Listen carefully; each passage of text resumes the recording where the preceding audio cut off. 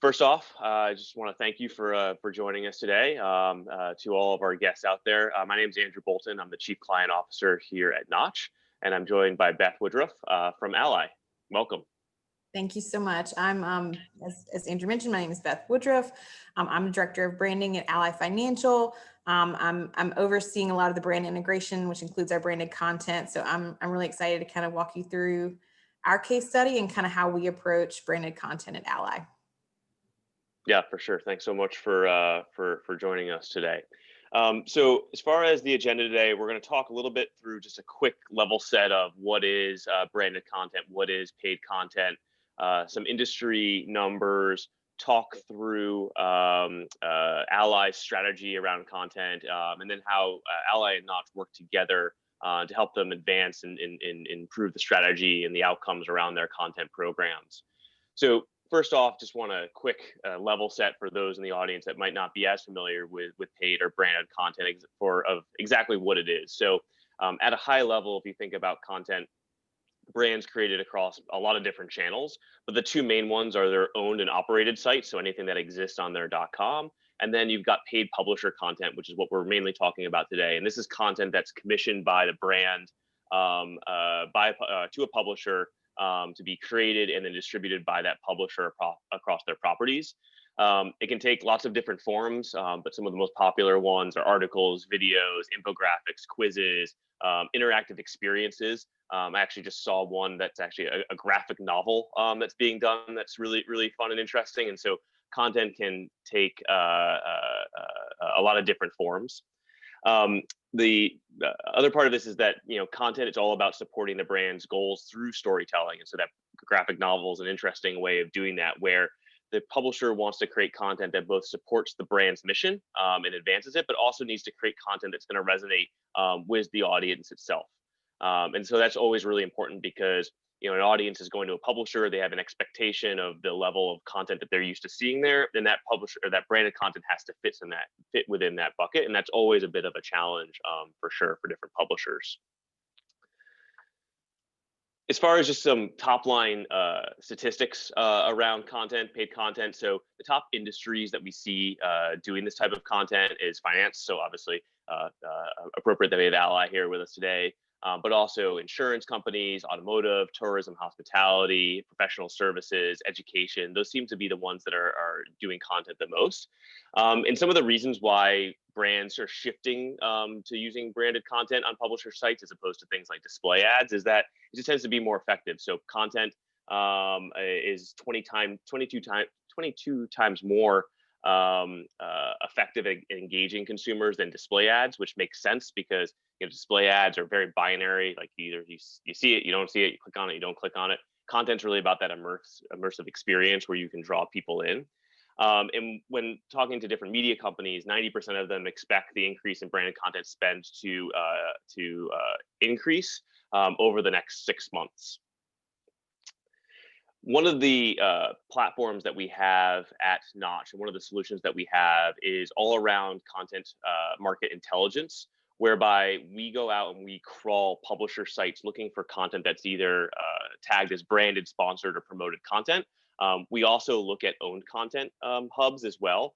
And the value of this to our clients is the ability to track and analyze your competitors' content strategy across those different channels, understand what types of content they're making, how often are they publishing content, what keywords are they talking about, so on and so forth. This platform's also been used to audit our brand's own content experiences, monitor industry trends, as well as research potential publisher partners. And so one of the things that we use this part of the platform for ourselves at Knotch is also looking at industry trends over time. And so just a few highlights to call out when we're looking back at 2020, which obviously was a very tumultuous time. We did a lot of research ourselves around content, who was making it, who wasn't making it during COVID, who was talking about certain things and who wasn't. And so a few interesting insights that we saw was that there was definitely a huge shift in focus by brands to focus more on owned content versus paid content at the beginning of COVID. And so when I was out there talking with a lot of different publisher partners, what we heard was that budgets pretty much just froze all of a sudden. Creative briefs froze. there wasn't a lot of content being created in the March, April timeframe. And instead, brands were turning to their own content hubs and doing a lot of publishing there. That being said, despite the general slowdown, there were some brands in the consulting, finance, tax companies, so a lot of the consultancies that were out there producing a decent amount of publisher content on different publisher sites.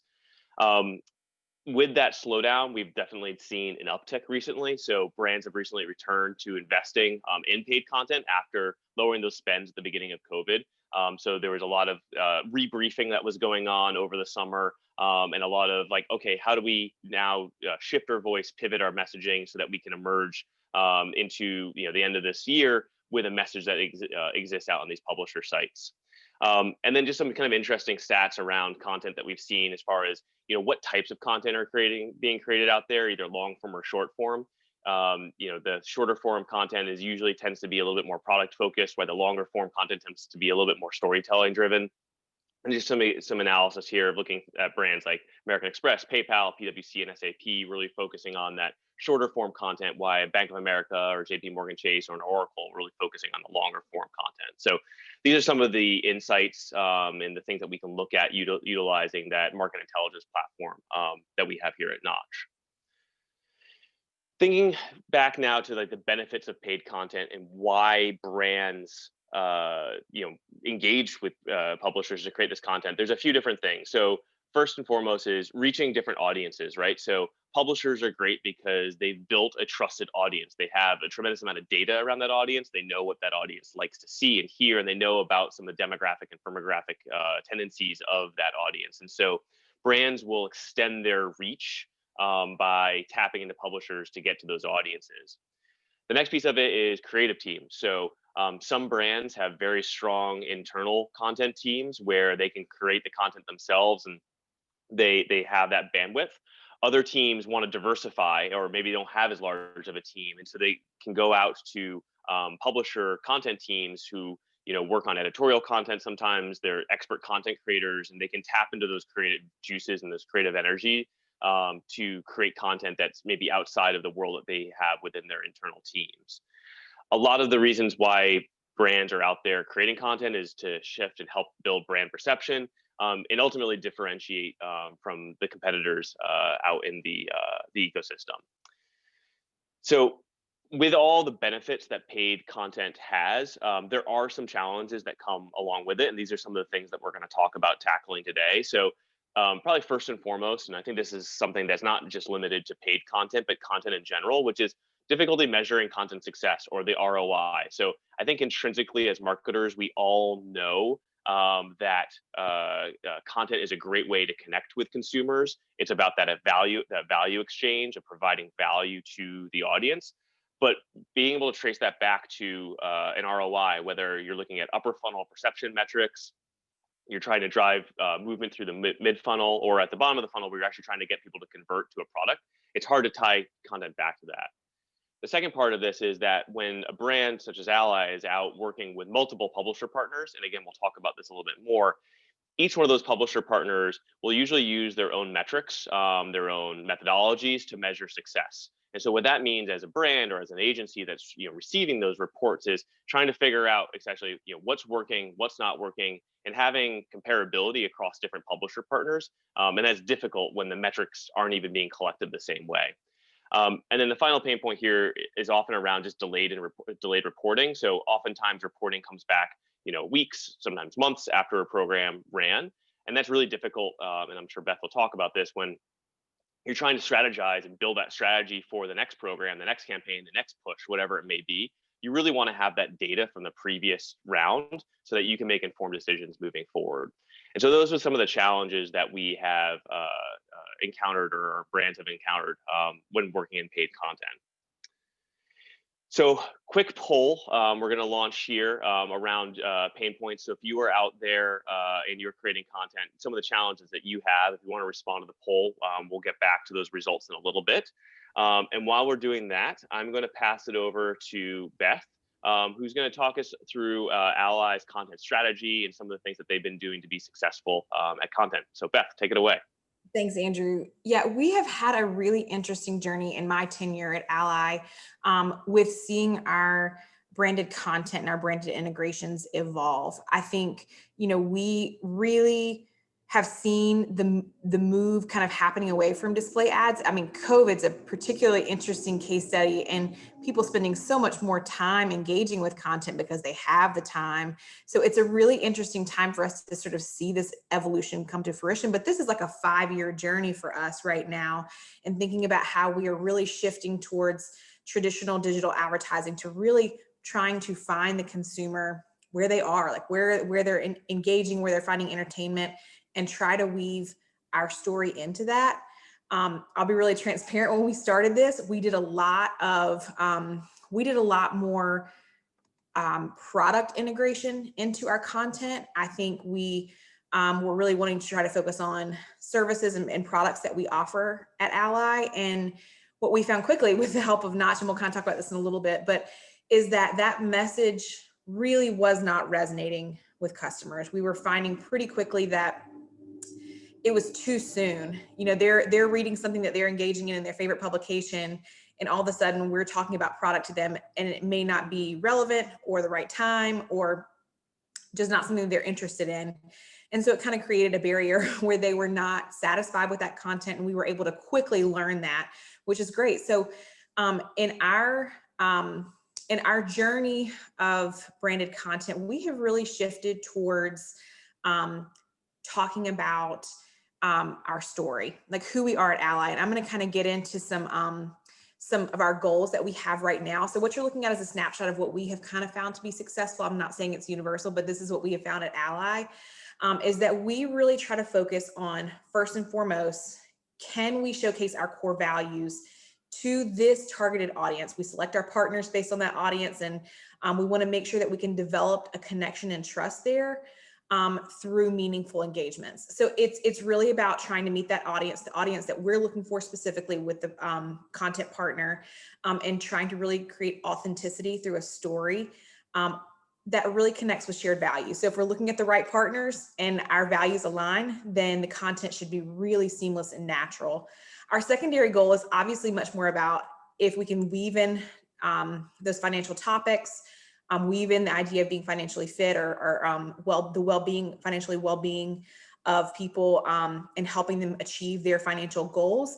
That is definitely a secondary goal for us. But I'll kind of walk you through some examples of how this comes to life shortly. If you'll go to the next slide, Andrew. Great. So we have some pretty specific standards that we look at when we're vetting partners. I would say for us, this is the biggest sort of challenge or hurdle that we go into, is that we have very clear distinctions on what we deem as success, or the stories that we want to tell. And it's our job to find partners who can help us get that message out in an audience that's super receptive to that message, right? We know who our target market is. We know who we're trying to reach from just a pure demographic standpoint. But we also want people who are super receptive to our message. So we have done a pretty extensive amount of work trying to hone in on what is that we want to say. And for us, we have sort of 3 key tenets that we look at when we're gauging this. And the first one is do it right. That's our mantra. That's woven into all of our marketing efforts across the organization. So certainly that's something we want to focus on, is the way we're coming out in our communities and where we live and work, and how we're talking about or showcasing people who are doing it right or doing the right thing by the people they live with, work with, etc. The second is innovation. We pride ourselves on being a very innovative company, being very tech forward. In fact, oftentimes we think of ourselves much more as a digital company than we do a financial services company. So we're really trying to find ways to align ourselves with stories around innovation that involve people who are disrupting the status quo. We want to really, really be a trailblazer in this space. So we try to find partners who can help us tell that story in a really unique way. And then lastly, one of our biggest brand initiatives is to further the work that we do within our D&I space, and really try to talk about the efforts that we believe can bring corporate America to a new place, and really try to tell the story in an authentic way, in an encouraging way, in an inspiring way, so that people can really feel what our company values are about, and experience that. It's not, we're not going to be talking about product a lot. We're not going to be talking about dollars and cents a lot, but we're going to be talking about who we are as a company and why we think that matters to the world. And we have found a lot of success kind of in this this algorithm as we go to market and try to find partners to align with us. So if you go to the next slide. Beth, before we go to the next slide, I just Yeah. wanted to just highlight one thing that you said that I think is really smart and true, I think, for all content marketers, is this idea that you really need to align content around your company values. And there was a question in the chat around, like, well, what does this mean for B2B? And I say that it means the same thing. If you look at some B2B brands out there, like NI or HPE or things like that, they have a core set of values that their content is aligned around, and they can kind of make that gap of, they have content that can be very storyteller driven, because it's about the outcomes that can be achieved with technology. And in the case of of a bank, like the outcomes that can be achieved through financial fitness and things along those lines. But then you can also have content that can bring people further down that journey, and get them more product oriented down the road. But at the end of the day, that you need to have this kind of, and I like this slide a lot because it talks about, like, what are the key values that we care about the most, and if we align around those, then the content falls in line, and then it feels authentic to the audience. Because there's one thing that we know is audiences can sniff out inauthenticity when it comes to brands and content. And so making sure that you have this kind of strong mission statement is really smart, and I think is one of the keys to your success for sure. And I think you're right, Andrew. So I think that it's a good point. We view content, branded content in particular, is we're looking for quality over quantity. I think that's a really important distinction, right? We want to find the right audience. We're not trying to do some sort of mass marketing campaign here. We're sort of saying, like, let me meet you in the living room where you are, or in front of your iPad where you are. We believe that which is where everyone is now. So exactly, we have a very captive audience right now. I think that it does not, a strategy of trying to boil the ocean with content probably will not work for anyone. I think it's trying to find the right partners to align with, that have similar value sets, that can help you create something very bespoke and very unique that is captivating to your audience. And I'm going to go through some examples of kind of how we've done that, just to kind of give you a little bit of color when we say, how do we bring this to life, and what do we mean by storytelling, if that helps. Yeah, for sure. So why don't we do that? Why don't we talk about the bright side?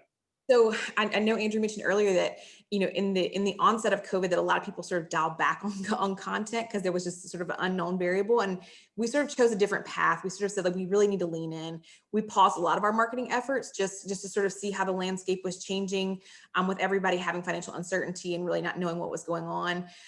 What we saw at the beginning of COVID, and we heard overwhelmingly from our customers, was like just a sense of despair. Like there was a sense that the world was very bleak, and people probably feel a little bit like that now, but we sort of said, like, our tenet of doing it right means that we need to shine a light on things that are happening that can be uplifting, things that can be good. We used a relationship that we already have with Katie Couric Media, which is a company that we use for a lot of different things around content. And we sort of said, can we create a bespoke program with you, a video series where we highlight good that's happening in the world when people desperately needed it. So if you go to the next slide, I'll kind of walk you through how that looked in execution. We basically created a 4-part video series with Katie Couric, where we just focused on stories of people who were doing very unique, heartwarming things giving back to their community, ways that teachers were serving their kids, and just a very unusual time in the world. And as part of each video, Ally kind of showed up and made a donation to some sort of charity or some sort of cause as part of this. But the whole idea was to create content that people found engaging and uplifting. We saw incredible results with this. I mean, we did the content all on Katie's channels, and we utilized YouTube primarily for these video series, but we did a lot of paid promotion around this as well. And what we learned pretty quickly is that people were desperate for this content. And it really affirmed for us that you don't need a product message to always, elevate your brand. or you don't have to have logos slapped everywhere. Sometimes people are really observant about the good that's being done in the world, and brands who are aligning themselves with that. Interestingly enough, we saw a lot of traction with this. We saw brand recognition of those people on, we did a quick survey of the folks who were on YouTube versus folks who were not on YouTube during the period of time with these videos ran. And those who were on YouTube during the time that these videos ran had a higher brand awareness and sentiment for Ally during this time period. So it's just a testament to really trying to stand out or be disruptive in a space that other people aren't really playing in. Yeah, and I think that the fact that you had those core values already established before COVID allowed you to just extend them into COVID, as opposed to what we saw with some brands where they hadn't had kind of built that brand voice strong enough pre-COVID, and then they were kind of like left scrambling a little bit of like, how do we play in this time? Like, what can we say that is sincere and that does come across as authentic? And I think that you did the kind of the pre-work, not knowing what was going to happen. But because you had that, it allowed you to kind of stay live and keep that message going, throughout those early days of the pandemic, and obviously with a message that resonated really well with the audience. I think that's right. I think that cultivating the relationship up front with your partners, your publishing partners, we have an ongoing relationship with Katie, and it was happening before this series for sure. But we knew we had a similar value set here, so it was really easy to enact. In fact, we got this video series off the ground within 3 weeks Wow. from start to air, just because we were able to really try to be as nimble as possible here and try to really move with a sense of urgency, in the sense that people really needed this. So I think having the right partner is like 1,000% a success story, and kind of getting this stuff implemented no matter what the world is kind of throwing at you. And we'll kind of talk about that in the next example as well. Yeah, for sure. So we have a really unique program at Ally called Moguls in the Making. It was launched out of an idea in 2018, and our first event was held in 2019. And then basically it provides an opportunity for 50 students from historically Black colleges and universities to come to a Shark Tank style event, pitch ideas to our executives. And we had Big Sean as an ambassador as this program as well too. And they get the opportunity to win scholarship money and an internship at Ally. The need for this was born out of what we saw happening in 2017, 2018, where there was just not a pipeline of talent for Black students, Black professionals. And I think we sort of said we can make a difference in this space. This aligns 1,000% with our D&I initiatives and trying to create pipelines of talent, both internally at Ally, but also trying to inspire our other corporate partners in the world, just corporate America in general. Contemporaries, yes. Yeah. That this is a really fruitful idea and an easy way to create pipelines of talent for kids who are doing amazing things. So we held our first event in 2019. We've held a second event this year, even though we had to do it digitally. And we basically had 10 teams of 5 students represented from 10 different universities. And they just did some amazing work. And we were just so inspired by what they did and the good they've put out in the world. And subsequently, we have several of those students now working full-time at Ally since they've graduated. And so it's a program that we really, really are passionate about, because we think that if other businesses take note of this, that they can institute similar things and that we can see big change happen in America. So we took this idea, and we knew this was part of our core DNA at Ally. And we sort of said, what can we do to amplify this story in a really authentic way? And that kind of led us to this idea of working with our publisher partner, Time. If you'll go to the next slide. Yeah. So we met with Time in late 2019, certainly pre-COVID, and sort of said, listen, we have this story we think is really amazing. We really want to build a bespoke program with you. And we want to showcase the story of these students in particular. We're not really trumpeting Ally. We want to talk about how these students now have a pathway, right? Like they're seeing their own success come to fruition from their own hard work and their own grit and determination. And Time came to the table and they were like, we love this. This fits totally with our value set of creating more equity in the world. And they just hopped on this idea immediately, and they really blew it out better than we even thought they could. We're super passionate about this, but they featured the story of 5 students who went through the program 4 of them are now employed full time, and one is graduating, and she has an offer out for Ally. So these are students who we are seeing like amazing things happen. They actually came in as interns and pitched an amazing idea that's going to actually happen in Q1. I can't tell you, but it's cool. It's amazing, and we're super excited about it. Stay tuned. Yeah, stay tuned. It's a teaser. But what we love is they created a 5-part video series for us that really got at the heart of who we are at Ally and our mission around D&I and our mission around seeing the world change.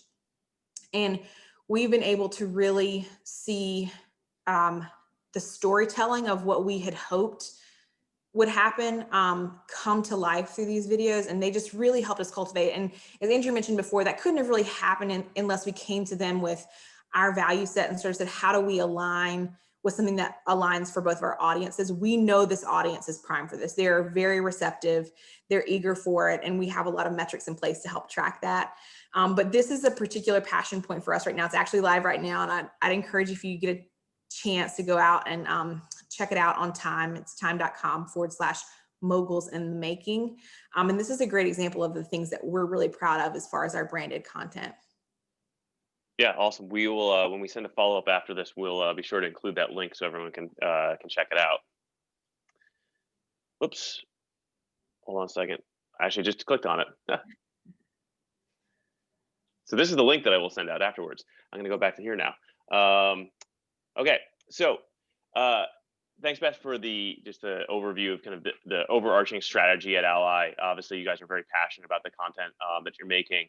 I'd like to talk a little bit more now about the Knotch and Ally relationship and how we work with you guys and how we help you essentially elevate that strategy and make sure that it's resonating with the consumers the way that you want it to resonate. So, quick primer for those of you on the line who are not familiar with Knotch. So earlier I talked about one part of our platform, which is all around competitive and market intelligence and knowing what your competitors are doing out in the content space.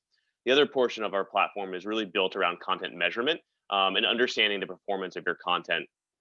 And when it comes to paid content specifically, there's a few different things. So first and foremost, that we really want to help standardize the measurement of content across these different publisher partners through independent tracking. So as you mentioned earlier, one of the pain points that people encounter is that you get a lot of different metrics being reported back from different publishers, and that can be really hard to understand.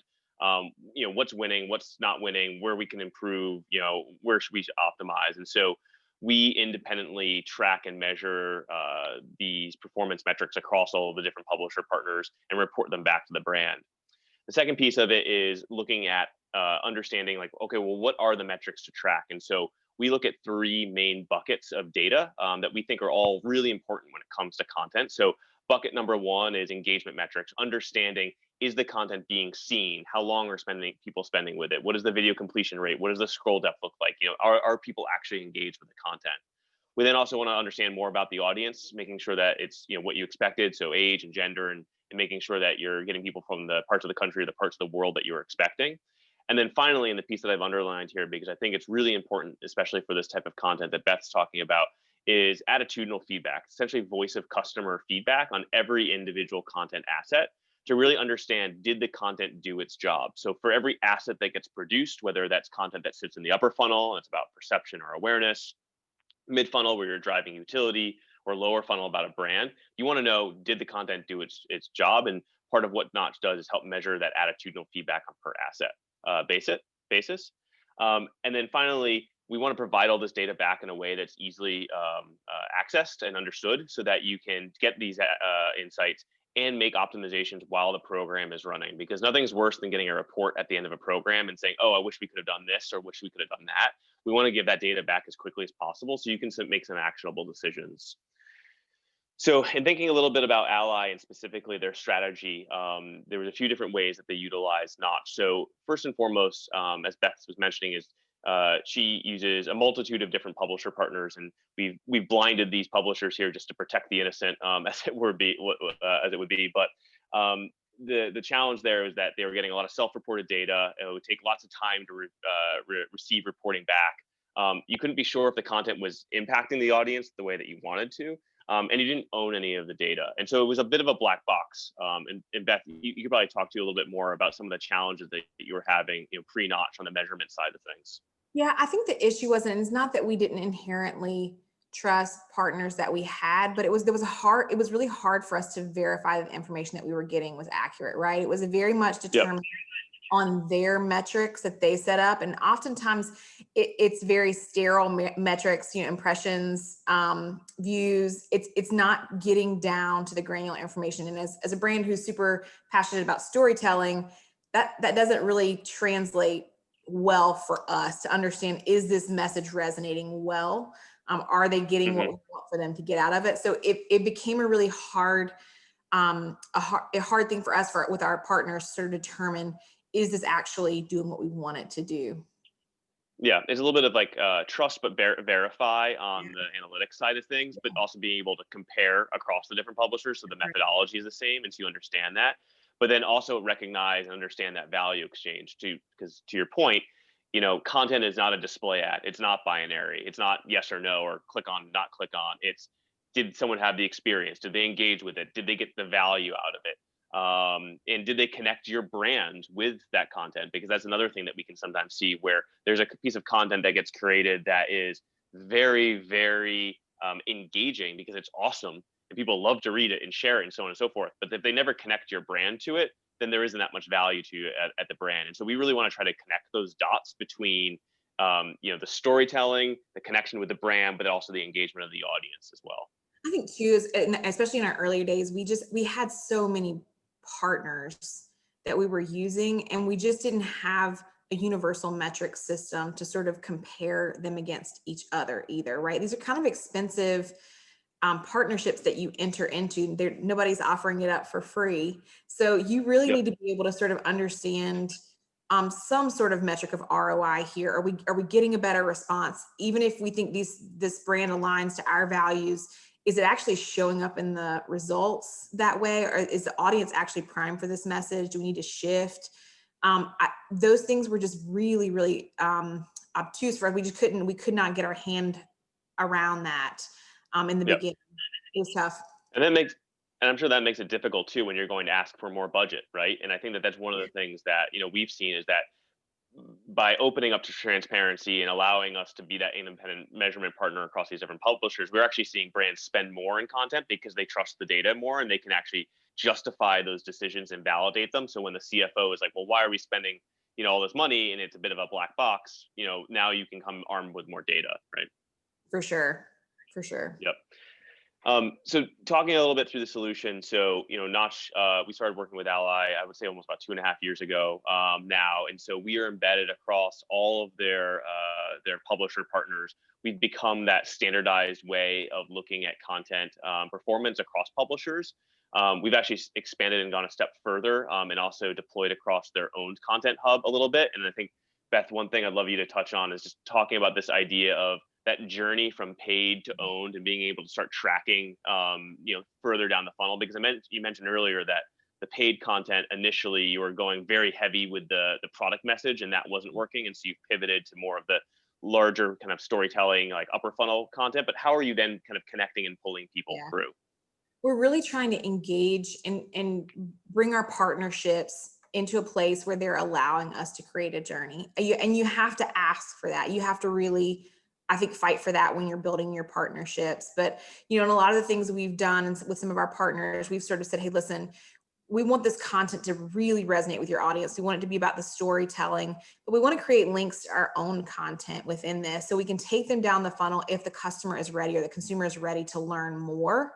That brings them into our own space. And then we're able to sort of funnel them further there by their interest levels to get to product. Ultimately, we do want to get them to product. They just need to be ready or they need to self-select to get there.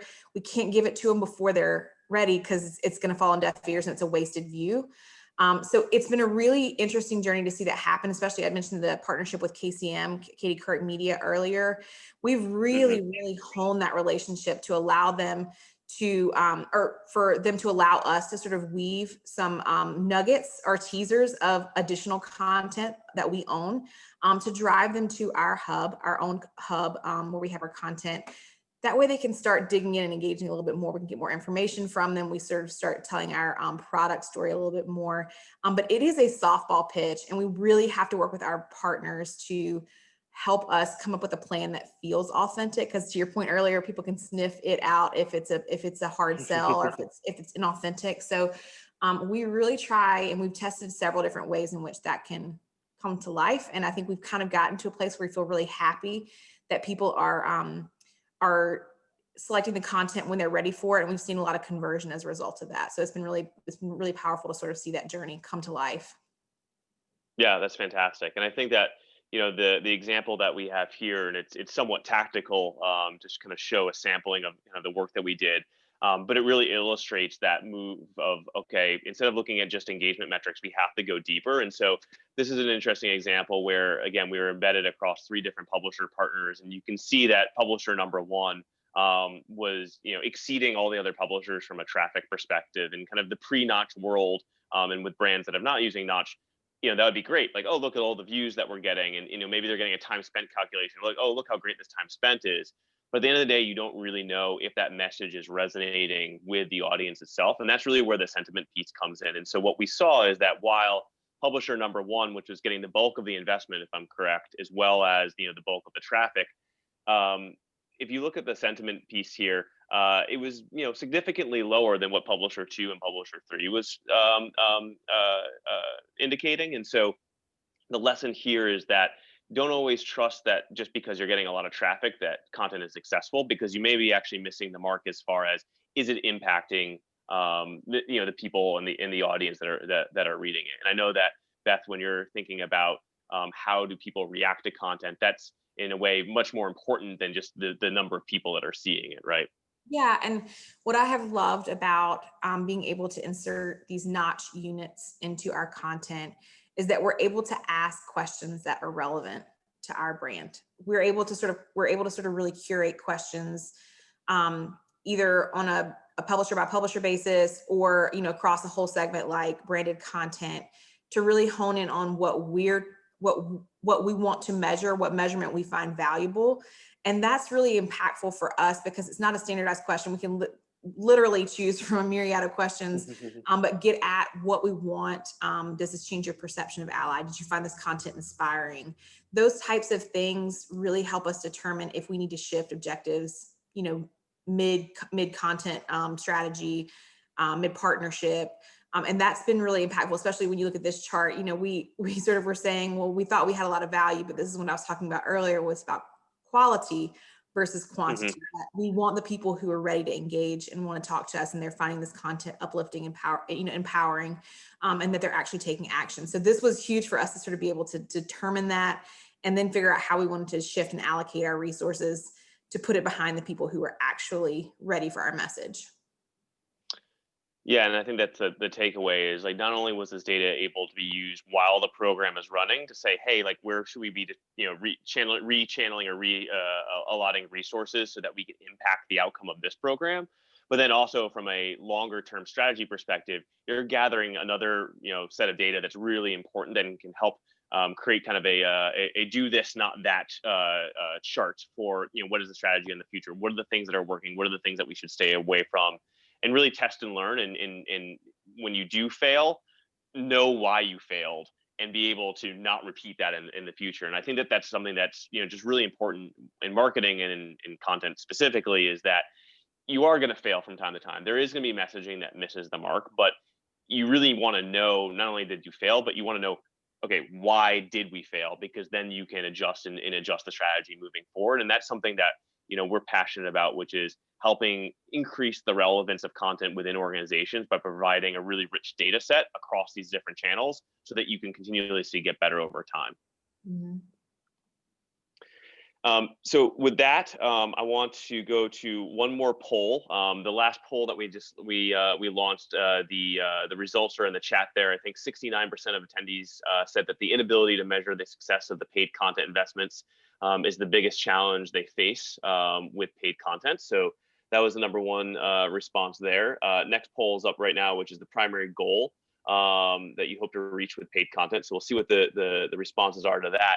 In the interim, I wanted to open it up to questions. So if anyone in the chat has questions, they can enter them now, and we will address them. see what we've got coming in here. Let me just switch my screen here. So while people are typing, I think one that I wanted to start off with, Beth, and this is a question around the strategy, is like, from a internal perspective, how did you get buy-in from kind of the powers that be that content in this kind of direction around that, you know, more emotional storytelling was the right decision?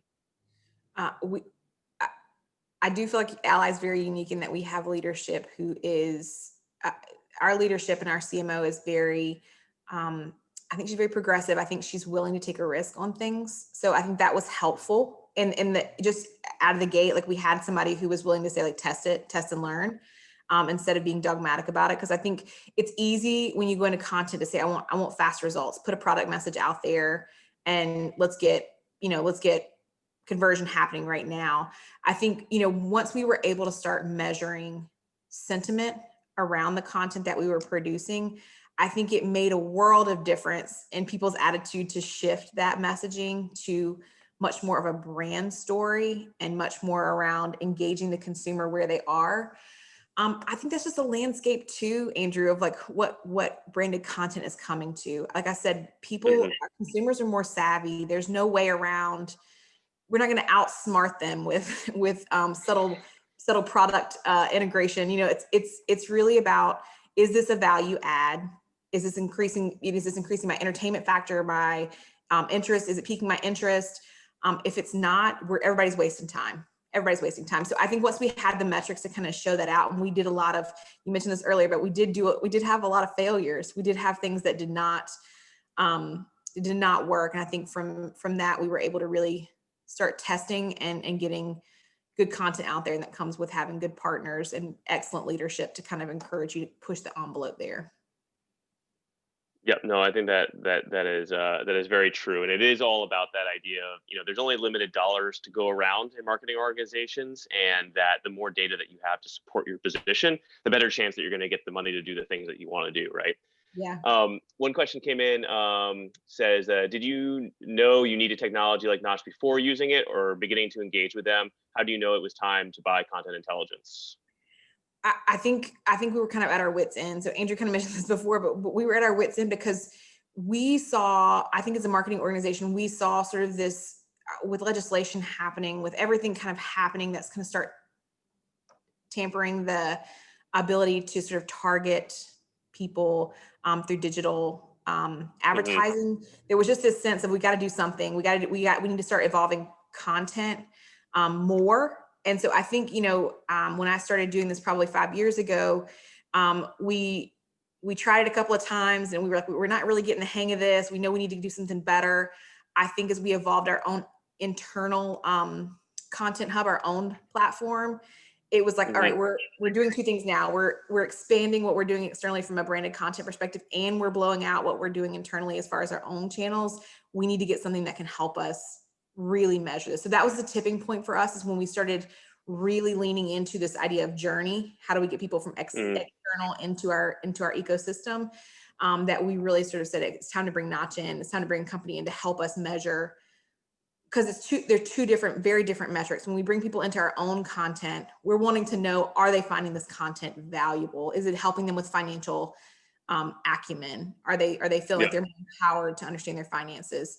Externally, we want to know, is this resonating with you? Are you finding this entertaining? Is this helping you better understand the Ally brand? So they're two different things, and we couldn't treat them as the same anymore. And I think that's where we really knew we needed to have a partner to kind of come in and help us with that.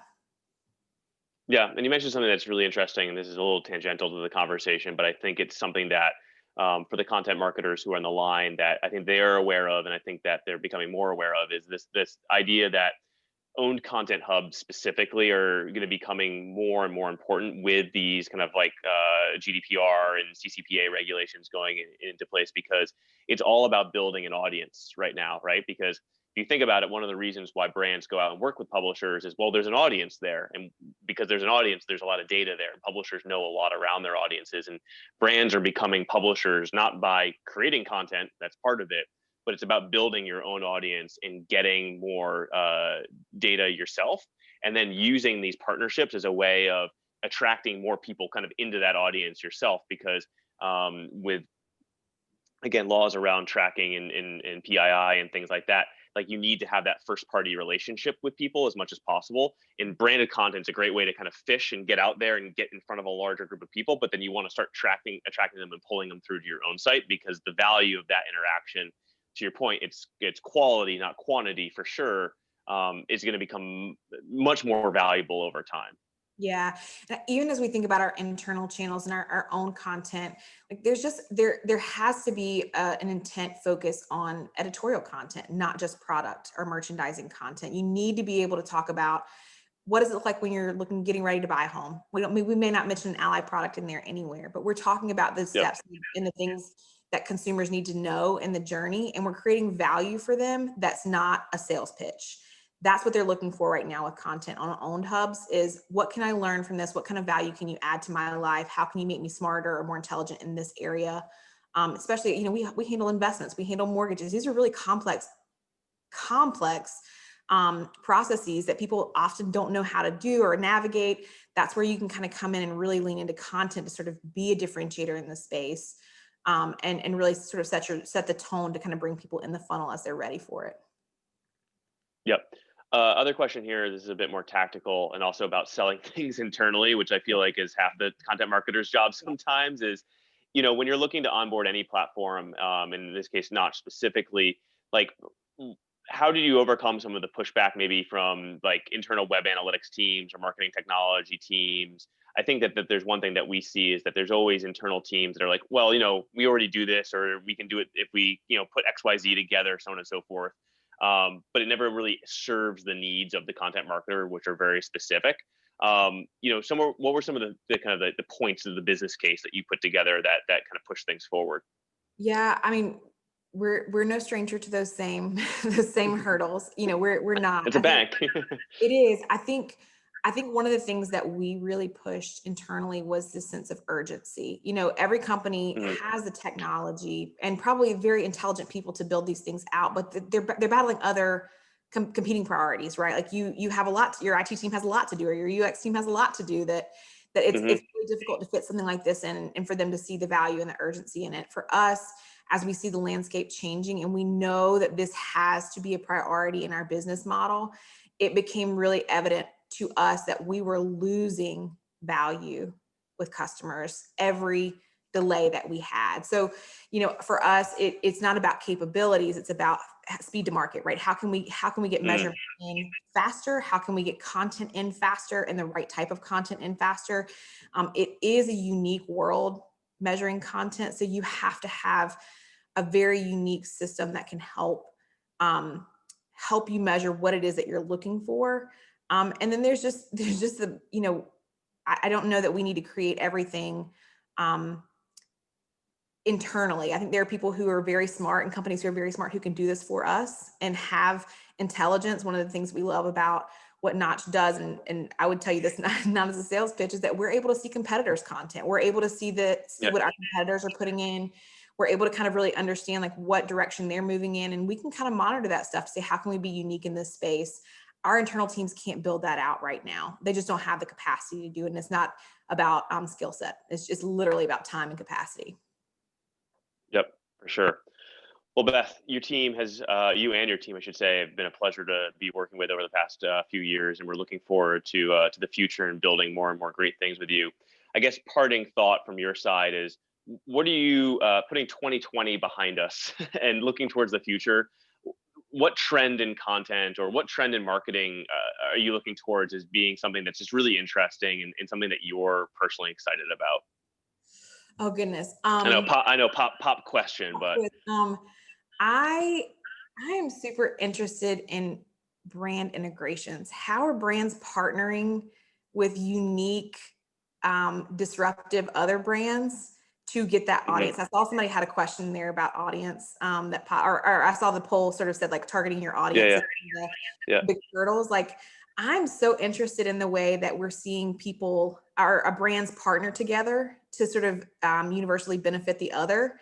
And I think that's something I'm super, super interested to see how that happens. You see Shopify and TikTok partnering right now together. Like, Hmm. you're starting to see that content world sort of explode into sort of an e-commerce space. I think that you're going to continue to see that happen. when you know that you can leverage another audience for your benefit. So I think that's going to be the future of kind of marketing in 2021, is sort of piggybacking successful brands and trying to figure out how to get your message to a new audience. I am personally super excited about some things we have in the pipeline at Ally around that. So I think there's just a lot of fun stuff coming down the pipe with that one.